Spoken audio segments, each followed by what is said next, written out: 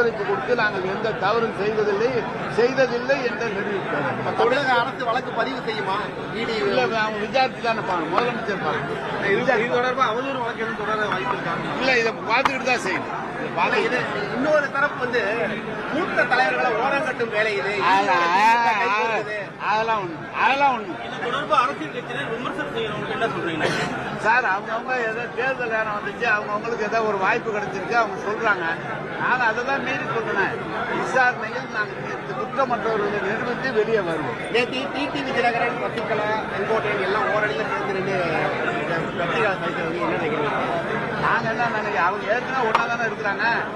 எடப்பாடிக்கு எதிராக நாங்க ஒரு அணி அமைப்போம் மாதிரி ஏற்கனவே அப்படித்தானே சொல்லிட்டு இருக்காங்க. கடந்த காலத்துல இருந்து 6-7 மாதமா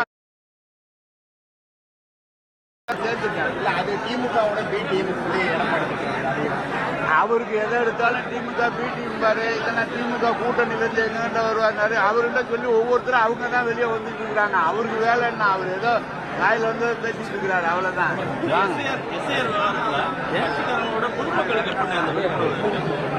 மொத்தம் பொதுமக்களுக்கு அரசு அலுவலர்கள் 2543 அரசு அலுவலர்கள்